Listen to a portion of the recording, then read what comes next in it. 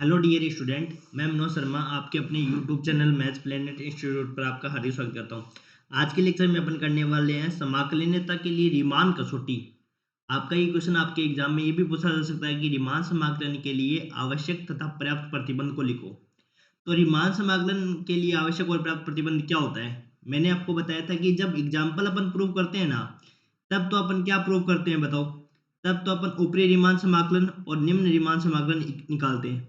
ऊपरी रीमान समाकलन निकालते हैं और निम्न रीमान समाकलन निकालते हैं। यदि दोनों इक्वल आ जाते हैं तब अपन कहते हैं कि फलन है वो एफ क्या है, अपने पास रीमान समाकलन ही होता है।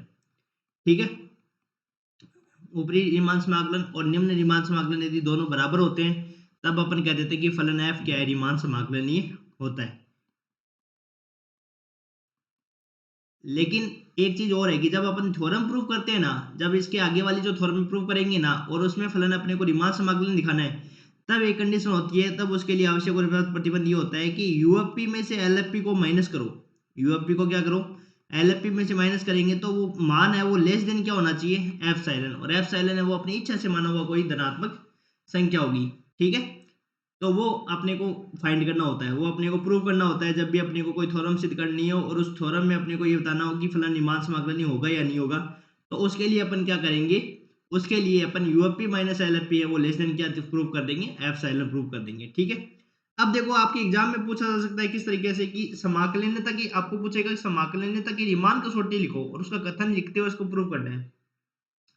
या आपको पूछ सकता है कि रीमान समाकलन के लिए आवश्यक तथा पर्याप्त प्रतिबंध। ठीक है, मैंने एक दिन आपको बताया था कि आवश्यक तथा पर्याप्त प्रतिबंध का मतलब होता है कि थ्योरम को दोनों तरफ से प्रूव किया जाता है। या थ्योरम में आपको कौन सा वर्ड देंगे? यदि देंगे, यदि और केवल यदि, तब भी थ्योरम को क्या करना होता है? दोनों तरफ से प्रूव करना होता है। ठीक है, अब अपन स्टेटमेंट इसको देख लेते हैं कि फलन एफ है वो close interval a comma B पर क्या है? परिसीमित है। परिसीमित का मतलब मैंने आपको बताया था बाउंडेड।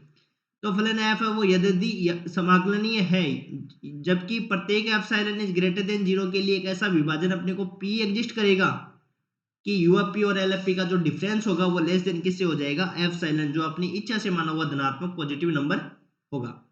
ठीक है, समझ में आ गया?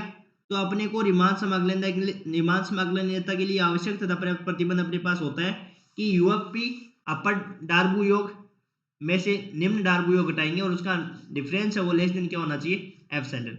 अब थ्योरम को कैसे प्रूव करेंगे देखो, इंपॉर्टेंट पार्ट है। पहले मैं लेकर चलता हूं नेसेसरी कंडीशन।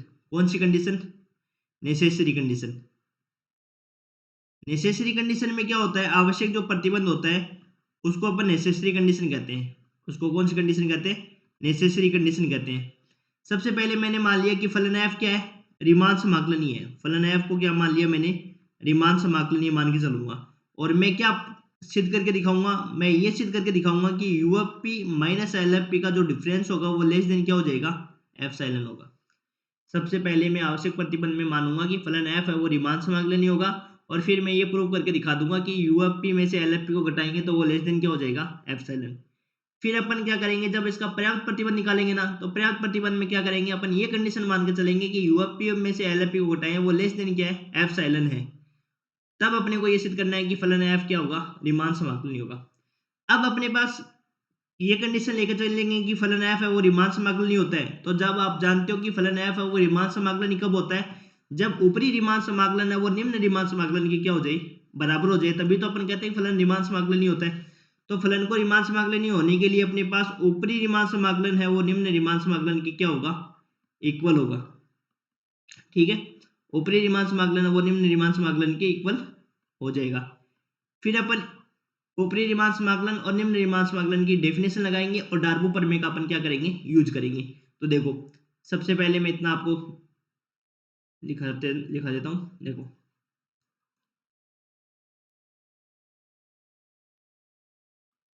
इसको अपन इंग्लिश में कहते हैं, आवश्यक प्रतिबंध होता है ना, उसको अपन इंग्लिश में कहते हैं नेसेसरी कंडीशन। कौन सी कंडीशन? Necessary condition. और उसको कहते हैं सफिशिएंट कंडीशन। तो देखो, सबसे पहले मैंने क्या लिख दिया कि फलन एफ वो रीमान समाकलनीय होगा। रीमान समाकलनीय है। तब सिद्ध करना है कि यूएफपी और एलएफपी का जो डिफरेंस है वो लेस देन क्या होगा? एप्सिलॉन। जब भी थ्योरम लिखते हैं ना अपन, तो थ्योरम को लिखने का एक तरीका होता है कि सबसे पहले जो आपको दिया हुआ है ना, गिवन, उसको लिख देते हैं और फिर जो अपने को प्रूव करना होता है ना, उसको लिखना होता है। अब देखो, चूंकि एफ है वो रीमान समाकलनीय होगा, एफ रीमान समाकलनीय है, तो आप जानते हैं कि ऊपरी रीमान समाकलन है वो निम्न रीमान समाकलन की क्या होगा, बराबर होगा। जानते हैं अपन, क्योंकि कोई भी फलन एफ है वो रीमान समाकलन होता है, इसका मतलब है कि ऊपरी रीमान समाकलन और निम्न रीमान समाकलन के बराबर है। और देखो यहाँ पे मैंने लिख दिया, ये तो निम्न रीमान समाकलन और ये ऊपरी रीमान समाकलन, और फिर अपन कहते थे कि भाई ऊपरी रीमान समाकलन और निम्न रीमान समाकलन इक्वल आ जाते थे ना, तब उस समाकलन की वैल्यू क्या हो जाती थी, उस इंटीग्रेशन की वैल्यू हो जाती थी ए से B F x D x. तो ये हो गई अपने पास इक्वेशन फर्स्ट।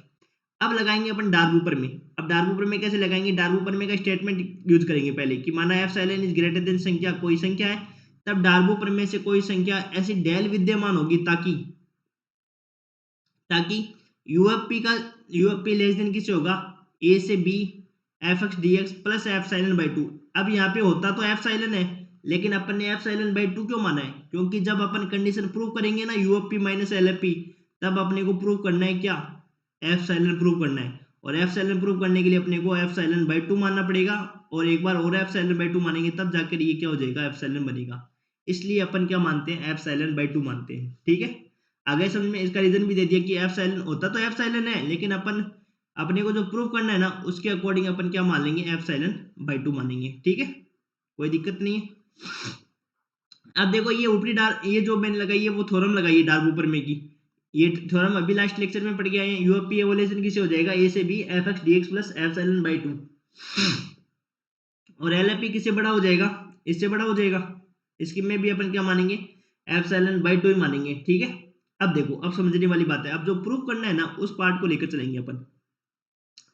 अब यहां देखो, इसकी जगह मैं क्या लिख सकता हूं, अपने को पता है कि ऊपरी रीमान समाकलन और निम्न रीमान समाकलन दोनों बराबर होते हैं, क्यों, क्योंकि फलन क्या है, रीमान समाकलनीय है।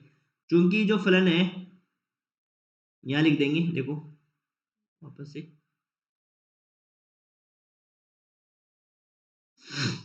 चूंकि एफ क्या है, रीमान समाकलनीय है, और रीमान समाकलनीय है तो ऊपरी रीमान समाकलन है वो निम्न रीमान समाकलन की क्या होगा, बराबर होगा। और इससे अपन इस इंटीग्रेशन की वैल्यू क्या रख सकते हैं, ये रख सकते हैं। तो अब इन इंटीग्रेशन के स्थान पर क्या रखना है अपने को, ए से B F x D x रखना है, तो यू एफ पी तो ये हो जाएगा और एल एफ पी में ये हो जाएगा। अब देखो एक चीज बताता हूँ मैं आपको, अब प्रूफ आराम से हो जाएगी, एक लाइन में प्रूफ हो जाएगी अब तो।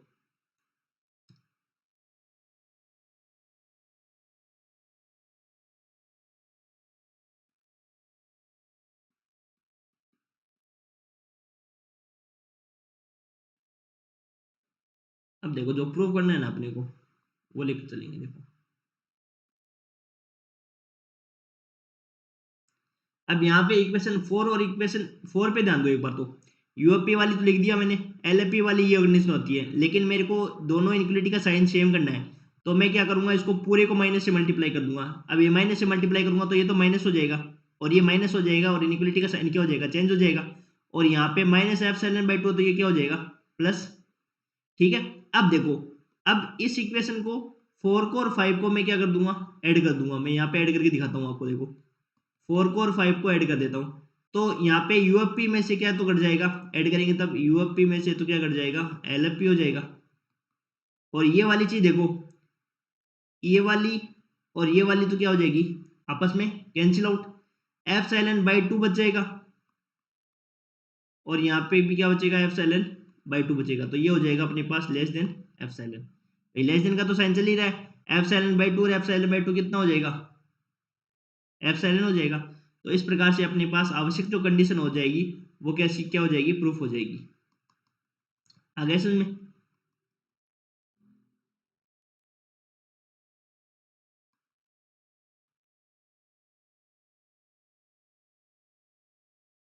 आवश्यक कंडीशन है वो ऐसे प्रूफ हो जाएगी अपने पास।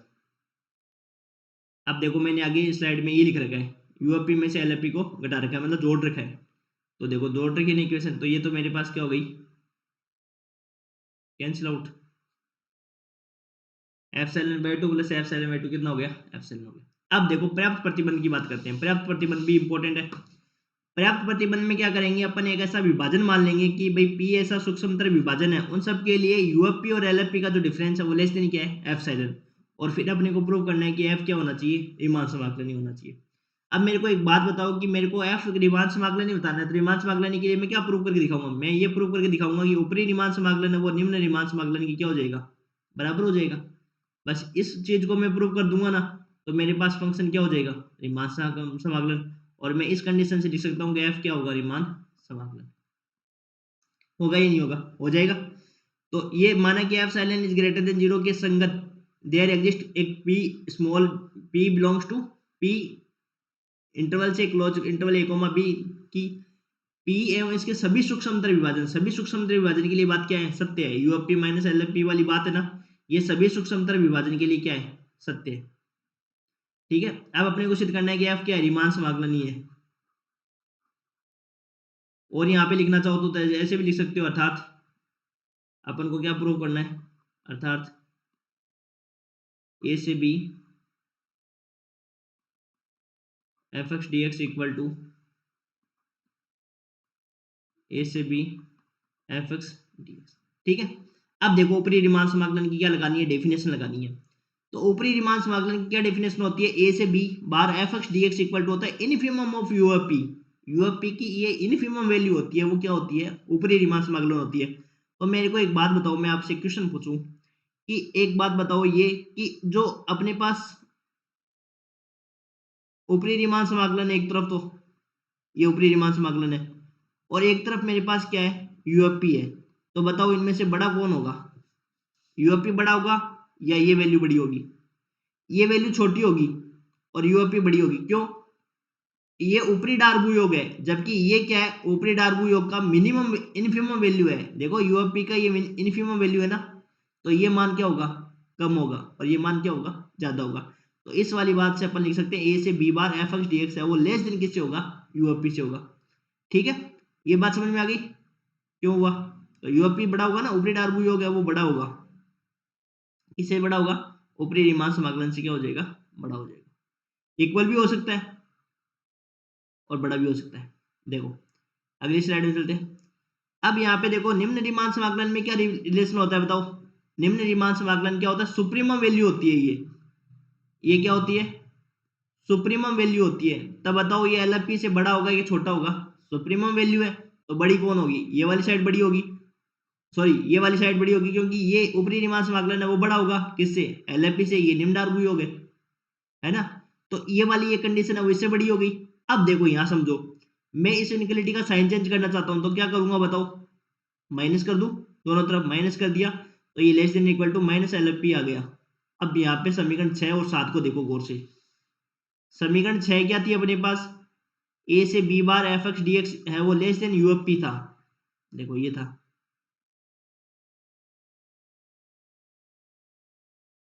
ये थी समीकरण 6, ए से B bar F x D X वो less than U F P. ठीक है, अब ये क्या बनी मेरे पास, माइनस ए से B F x D x, और ये बन गई मेरे पास लेस देन माइनस का एल एफ पी। अब मैंने दोनों को जोड़ दिया, तो जोड़ने से मेरे को क्या फायदा हुआ, देखो क्या फायदा हुआ, मैंने जोड़ दिया ए से B bar F x D X minus ए से B F x D X less than क्या बन गया, U F P minus L F P. अब एक कंडीशन अपने पास जो अपन ने मानी थी ना सत्य, वो क्या थी, यूएफपी माइनस एलएफपी है वो लेस देन किससे है, एप्सिलॉन। अब इस इक्वेशन को देखो और इस इक्वेशन को देखो, ये दोनों बात है वो कब से सत्य हो रही है, ये दोनों बात लेस देन की कंडीशन में सत्य हो रही है। इसका मतलब ये हो गया कि ए से B bar F x D X minus A बार B F x D X less than epsilon, यहां तक। अब एप्सिलॉन तो अपने इच्छा से माना हुआ है, तो एप्सिलॉन को अपन क्या कर सकते हैं, टेंस टू जीरो। अब जैसे ही टेंस टू जीरो होगा तो ये क्या हो जाएगा, लेस देन जीरो हो जाएगा। एप्सिलॉन तो अपन क्या करेंगे भाई, इच्छा से माना हुआ है तो इसको अपन क्या मान लेते हैं, इक्वल टू जीरो मान सकते हैं। भाई पॉजिटिव संख्या मानी है तो अपनी इच्छा से माना हुआ है तो कुछ भी मान सकते हैं, जीरो भी मान सकते हैं। तो एप्सिलॉन को मैंने क्या कर दिया, टेंस टू जीरो।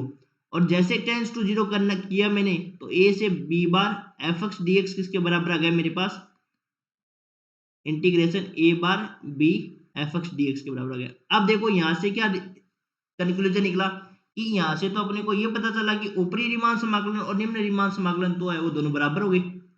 एक कंडीशन हो रहेगी इसमें, एक बात रुको भी, एक कंडीशन हो रहेगी कि जो ऊपरी रीमान समाकलन होता है वो निम्न रीमान समाकलन से क्या होता है, बड़ा होता है।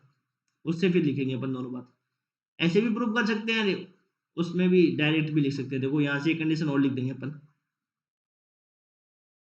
ये वाली बात ऐसे समझ सकते हो, टेंस टू जीरो भी लेकर कर सकते हो, और यहाँ से भी हो जाएगी प्रूफ। देखो लेकिन अपन जानते हैं कि यहाँ से कंडीशन क्या आ गई अपने पास, देखो ये कंडीशन आ गई, ए से B bar F x D X minus A बार बी एफ एक्स, बार में बोल देता हूँ ऐसे, है ना।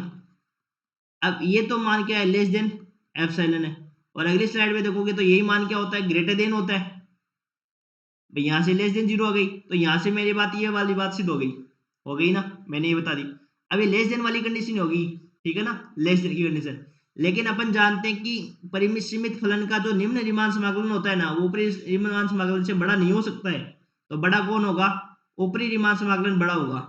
मैंने जो आपको वो बता दिया, मैंने वहां से आपको डायरेक्ट जीरो बता दिया, ये जीरो नहीं होगा डायरेक्ट, यहाँ पे ये कंडीशन बन जाएगी अपनी, ठीक है ना, ये लेस देन की कंडीशन प्रूव हो जाएगी, ठीक है।